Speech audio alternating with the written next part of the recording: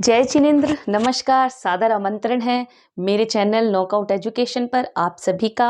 और आज का हमारा स्पेशल एपिसोड है कथा कहानी सागर, जिसमें हमने विक्रम बेताल की 25 दिन की जो कहानियां हैं उनको शुरू किया है। विक्रम और बेताल के बारे में मैं आपको अपनी पहली वीडियो में बता चुकी हूँ, समझा चुकी हूँ, और ये इतिहास से संबंधित है ये भी बता चुकी हूँ। हजारों वर्ष पूर्व की कहानियां हैं जो हमें न्यायप्रियता, ज्ञान और बुद्धि और चातुर्य से काम लेने की प्रेरणा और सीख देती हैं, और विक्रम और बेताल के अनोखे रिश्ते के बारे में भी हमें बताती हैं। जैसा कि मैंने कहा था, भारत विभिन्नताओं में एकता वाला देश है, अनेकता में एकता वाला देश है, अखंडता वाला देश है, एक धर्मनिरपेक्ष देश है, और ना जाने कितनी किस्से, कहानियाँ, लेख हमें सीखने, पढ़ने और देखने को मिलते हैं। हमारी संस्कृति जितनी विस्तृत है उतनी विचित्र भी है। विचित्र का अर्थ अलग अलग है, अनुभव के रूप पर, आधार पर, है ना, सोच के आधार पर, संस्कृति के आधार पर। ना जाने हमने कितने थपेड़े सहे, लेकिन हम तो वहीं के वहीं अड़े रहे, है ना। तभी तो भारत अपने आप में अलग और महान देश है। तो आज मैं आपको विक्रम बेताल का जो कथा कथित सागर है ना, तो उसके 25 दिन के जो सफ़र में से दूसरे दिन के सफ़र की कहानी मैं आपको सुनाती हूँ। सफ़र क्यों मैंने उसको बोला, देखिए, विक्रम अपना वचन पूरा करने के लिए बेताल को बार बार लेने जाते हैं, और शमशान में ही वो पेड़ लटका है, इतना बड़ा शमशान, भयानक रात में वो धैर्य नहीं छोड़ते और उस परीक्षा को पार करते हुए सफ़र तय करते हैं। और इतनी देर में बेताल उन्हें एक छोटी छोटी कहानियाँ सुनाता है, बताता है, और उन कहानियों के जरिए सीख देता भी है। किसे? हमें, हमारे समाज को, हमारी सोच को परिवर्तित करने के लिए। तो आइए उन्हीं के सफ़र में से जानते हैं आज हम दूसरी कहानी, दूसरा किस्सा। कहानी का नाम है पति कौन। सुनिए। बहुत समय पहले यमुना के किनारे एक गांव था, धर्मस्थला, जिसके राजा थे घनाधिपति। उन्हीं के राज्य में एक केशव नाम का ब्राह्मण रहता था। वो ब्राह्मण बहुत ही बुद्धिमान था, सुंदर था, और अपने कार्य को अच्छे से कर रहा था। उसकी एक बेटी और एक बेटा था, और उनकी पत्नी थी। चारों खुशी खुशी जीवन व्यतीत कर रहे थे। बेटा बड़ा था, बेटी छोटी थी। जैसे जैसे दोनों बड़े हुए, ब्राह्मण को अपनी बेटी के ब्याह की, मैंने लिखा भी है शब्द ब्याह, ब्याह का अर्थ क्या हुआ? विवाह, शादी, ठीक है ना। पाणी ग्रहण संस्कार भी हम इसको बोल सकते हैं, पाणी ग्रहण संस्कार।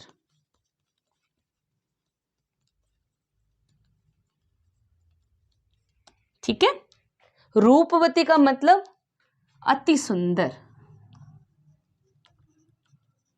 सुंदरता से भरपूर, आकर्षक भी कह सकते हैं। यजमान, यजमान का मतलब कौन हुआ? ब्राह्मण जिनके घर में जाकर पूजा पाठ करते हैं। ठीक है, मैंने इन शब्दों का अर्थ आपको बता दिया, आप देख लीजिए, जान लीजिए, समझ लीजिए। तो जो ब्राह्मण था, उसको और उनके बेटे को, भाई को अपनी बहन की, और पिता को अपने बेटी की ब्याह की, विवाह की, शादी की क्या हुई? चिंता हुई। और वो क्या है, एक सुंदर लड़का खोजने में लग गए। माँ को भी बहुत चिंता थी। एक दिन एक ब्राह्मण का पुत्र उनके घर आया। उसके रूप, गुण और संस्कारों को देखकर ब्राह्मण की पत्नी ने उसे अपनी बेटी के विवाह के लायक समझा, और बेटी के लायक समझा, और उसे कहा कि तुम अगर बुरा न मानो तो मैं अपनी बेटी का विवाह तुम्हारे साथ करना चाहती हूँ। लड़के को तो घर बैठे लड्डू मिल गए, और उसने हाँ कहा, और वो वहाँ से वचन लेकर चला गया। ब्राह्मण जो था अपने एक यजमान के घर उनकी बेटी की बारात में गया हुआ था। बारात में जब वो भोजन कर रहा था तो उसे अपनी लड़की के अनुरूप एक लड़का दिखाई दिया, और क्या है, उस लड़के से बातचीत की, और ब्राह्मण ने उसे वचन दे दिया कि मैं अपनी बेटी का विवाह तुम्हारे साथ करूँगा। लड़का खुश हो गया, उसको भी तो घर बैठे लड्डू मिल रहे थे, सुंदर लड़की मिल रही थी, है ना, और वो भी अपने ही परिवार और समाज की। उसके बाद क्या है, जो भाई था लड़की का, वो वहाँ बाहर पढ़ रहा था, मतलब काशी पढ़ने गया हुआ था, विद्वान बनने गया हुआ था। तो जब वो पढ़ाई कर रहा था, वहाँ पढ़ने गया हुआ था बाहर, तो उसको एक लड़का दिखता है। वो उसके रूप गुण कार्य को देखकर मोहित हो जाता है और उस लड़के को जैसे उसकी माँ ने और पिता ने वचन दिया, वचन दे देता है। अब तीनों ने अपनी अपनी चिंता दिखाई और तीनों ने अपने अपने स्थान पर, भाई ने बहन के लिए, माँ बाप ने अपनी बेटी के लिए उचित वर को ढूंढ लिया। अब वो तीनों, माँ बाप बेटी और भाई घर में इकट्ठे हुए। लड़की को तो पता नहीं था। वो तीनों ने विचार विमर्श किया और तभी वो तीनों लड़के भी उनके वहाँ आ ठहरे। अब वो तीनों सोच में पड़ गए कि किस प्रकार हम अपनी एक बेटी का और बहन का विवाह इन तीनों के साथ कर सकते हैं। पॉसिबल ही नहीं था। तभी क्या होता है, एक दिन अचानक, इस बात पर अभी विचार विमर्श चल रहा होता है, परिवार में सुलह मसलह हो रही होती है। तभी एक दिन अचानक लड़की को सांप काट लेता है और लड़की सांप के काटने से क्या है, मर जाती है।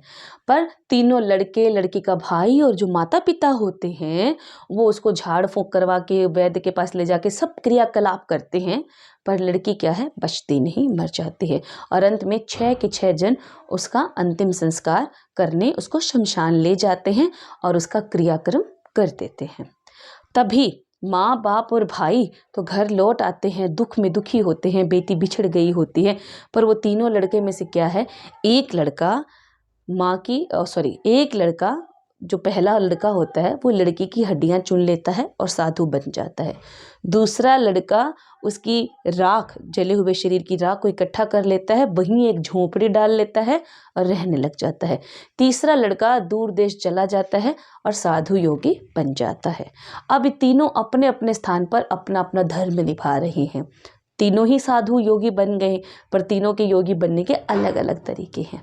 एक दूसरे देश घूमता रहता है लड़की की हड्डियों के साथ, और एक वही झोपड़ी में राख के साथ अपना उसी राख को अपने सर पे, शरीर पे लगाकर रमा बैठा है। और तीसरा जो लड़का है, वो एक ब्राह्मण के घर जाता है और भोजन के लिए बोलता है।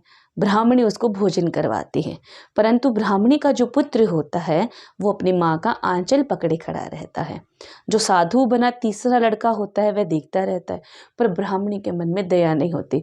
वो लड़के को झिड़कती है, चल छोड़ मेरा आंचल। बच्चा नहीं मानता, उसको मारती है, पीटती है, पर बच्चा आंचल नहीं छोड़ता। अंत में क्या करती है, बच्चे को कस कर पकड़ के अपना आंचल छुटवाती है और उसको चूल्हे में फेंक देती है। लड़का क्या है, जल जाता है और जलकर राख हो जाता है, मर जाता है। ब्राह्मण का जो पुत्र होता है, तीसरा जो लड़का होता है, वो इस दृश्य को देखकर बहुत, उसके मन में उद्विग्नता आ जाती है, तड़प आ जाती है कि ये औरत कैसी है, ये तो राक्षसी है जिसने अपने बच्चे को ही मार दिया। मैं इस घर में भोजन नहीं कर सकता। जिसने अपने बच्चे पर दया नहीं दिखाई, वो मुझे भोजन कराते वक्त क्या विनम्रता रखेगी। लेकिन उस बच्चे का बाप, जो जलकर राख हो चुका होता है, वो ब्राह्मण को बोलता है, आप चिंता नहीं कीजिए, मेरे पास संजीवनी मंत्र है, जिसके द्वारा मैं अपने पुत्र को दोबारा जीवित कर सकता हूँ। और ब्राह्मण के बहुत समझाने पर वो तीसरा लड़का वहीं रुक जाता है। लड़के को संजीवनी मंत्र के द्वारा वापस जीवित कर लिया जाता है और लड़का सोचने लगता है कि मैं यहीं रहता हूँ।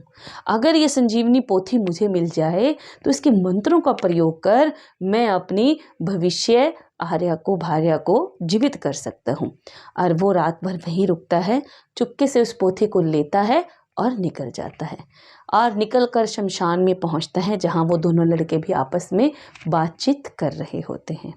और वो वहां जाकर उन्हें कहता है कि मेरे पास ये संजीवनी मंत्र है और मैं इसे क्या करता हूँ, जीवित कर देता हूँ। तो फटक से वो लड़की की हड्डियाँ और राख को वहीं बिछा देते हैं। तीसरा लड़का संजीवनी मंत्र फूंक कर लड़की को जीवित कर देता है। अब लड़की तो जीवित हो गई, लेकिन तीनों आपस में झगड़ा करने लगे कि मैं इससे विवाह करूंगा, मैं इससे विवाह करूंगा, मैं इससे विवाह करूंगा। अब आप मुझे बताइए, किस लड़के को लड़की से विवाह करना चाहिए? कमेंट बॉक्स में डालिए, अपने जवाब हमें जरूर दे भेजिए। अब संजीवनी मंत्र के बारे में मैं तब तक बता देती हूँ। संजीवनी मंत्र एक ऐसा मंत्र है देखो, हमारे इतिहास में बहुत सारी चीज़ें रही हैं। रावण महावैज्ञानिक था, महाविज्ञाता था, महापंडित था। वो भी इन संजीवनी भेदों के बारे में जानता था। अमृत और संजीवनी बूटी और संजीवनी मंत्र, ये एक ऐसे क्रियाकलाप है जो हमारे इतिहास में वर्णित भी हैं और कहीं ना कहीं मिलते भी रहे हैं। संजीवनी बूटी लाकर हनुमान जी ने लक्ष्मण जी के प्राण बचाए थे, उनकी मूर्छा तोड़ी थी। और संजीवनी मंत्र का प्रयोग भी एक साधु ने किया है। कौन साधु थे और किस पर इस संजीवनी मंत्र का प्रयोग हुआ, किस लिए हुआ, उसके बारे में हम अगली कहानी में चर्चा करेंगे। तब तक आप अपने जवाब मुझे लिख भेजिए और मैं बोलती हूँ। बेताल विक्रम के कंधे पर बैठा था और उसने पूछा, बताओ विक्रम, लड़की का पति बनने का अधिकार किसे है और लड़की से शादी किसको करनी चाहिए? ब्राह्मणी की बेटी किसकी पत्नी बननी चाहिए? विक्रम थोड़ी देर तक बोलते नहीं और बेताल अपनी चेतावनी दोहराते हैं कि तुमने जवाब नहीं दिया तो तुम जानते हो विक्रम क्या होगा।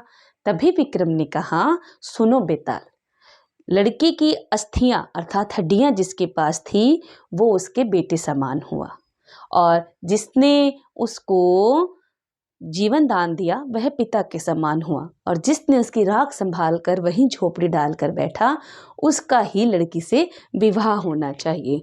बेताल ने बोला, वो दोनों क्यों नहीं? तो तब विक्रम ने कहा, जो हड्डियां चुनता है और इकट्ठा करके रखता है वो पुत्र समान होता है। क्यों?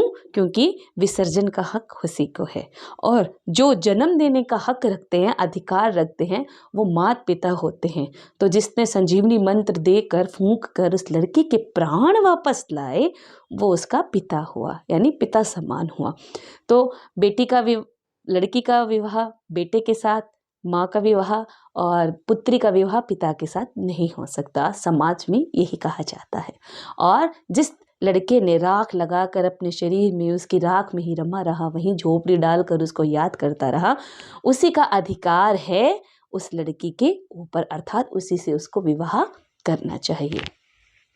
और बेताल जोर जोर से हंसने लगा, मुस्कुराने लगा और बोला, मैं तो चला तुमसे रूठकर विक्रम, क्योंकि तुमने तो अपना वचन तोड़ दिया। बोले तब भी तुम फंसे, नहीं बोले तब भी तुम फंसे, तो मैं चलता हूँ। और जैसे ही उसने वापस पेड़ की ओर उड़ान भरी तब कहा विक्रम को, राजा विक्रम संभल जाओ, तुम जो कर रहे हो क्या वो सही है?